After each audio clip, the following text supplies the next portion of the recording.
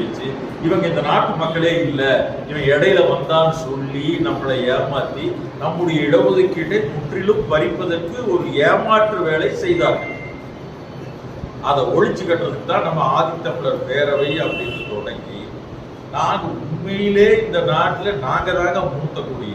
வரலாறு இல்லாம எப்படி குயிலி வந்தாங்க, எப்படி மதுரை வீரன் வந்தாரு, எப்படி பொல்லான் வந்தாரு, எப்படி ஒடிவீரன் வந்தாரு? நாம் இங்க குடி இல்லாம இருந்தா வருவாரா?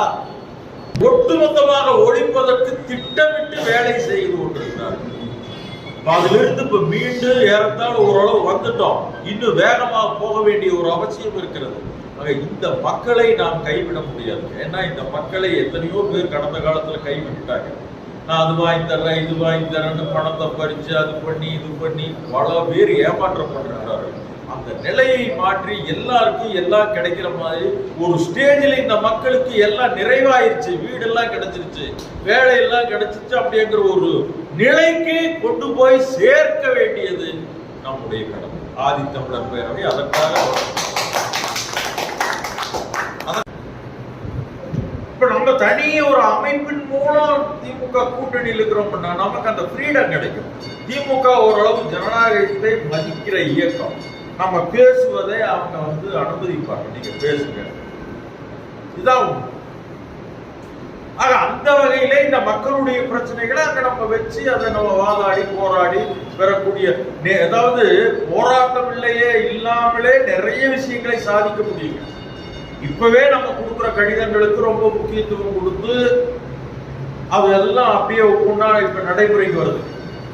நம்ம கொடுத்த கடிதம் தான் இடைநிற்றலை தடுத்து நிறுத்த வேண்டிய, வேற யாருமே கொடுக்கல. நம்ம தான் முதல் கடிதம். பள்ளி கல்வி அமைச்சர் அன்பில் மகேஷ் பொய்யாமொழியே திருச்சியில வீட்டுல போய் சந்திச்சு கடிதம், முதலமைச்சரை நேரில் சந்திச்சு சென்னையிலேயே அறிவாலயத்துல கடிதம்.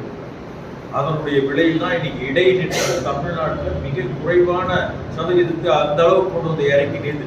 ஏன்னா அதுல பாதிக்கப்படுறது அருந்ததியர் மக்கள் தான்.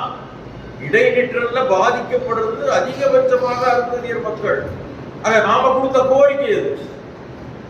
இன்னைக்கு பொல்லான் கோரிக்கை, நாம கொடுத்த கோரிக்கை வெற்றி பெற்று இருக்குது. குயிலி கோரிக்கை, சிலை வைக்கிறது, நாம கொடுத்த கோரிக்கை வெற்றி பெற்று இருக்கிறது. ஆக இதை நம்ம பொறுமையா காத்திருக்க வேண்டிய ஒரு அவசியம் இருக்கிறது.